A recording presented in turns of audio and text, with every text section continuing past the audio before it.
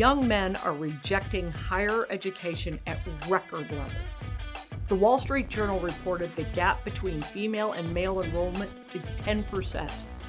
Higher education is now nearly 60% women and 40% men.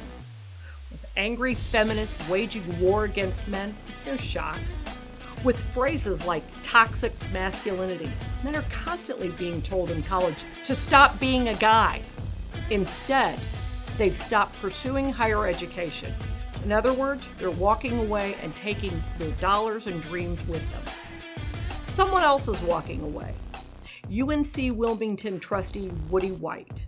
He did so very publicly with an open resignation letter to State House Speaker Tim Moore.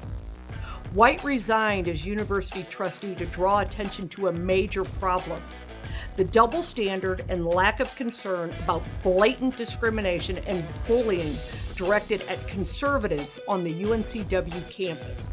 In his letter, White explains that he and his family have a long history of love and support for UNCW.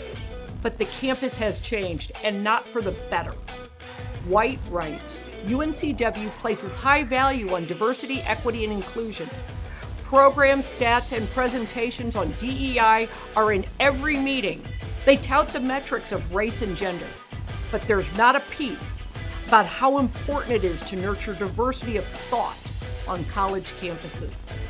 When a conservative professor fights for equality and his First Amendment rights and wins $700,000, he remains an outcast to an unrepentant administration.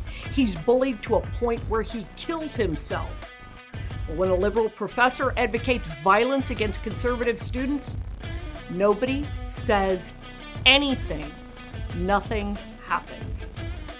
White wonders the same thing many of us do. Why do big donors who care about America and its future keep giving money to these universities? White says people have started voting with their feet. It's time they also started voting with their wallets. He's right.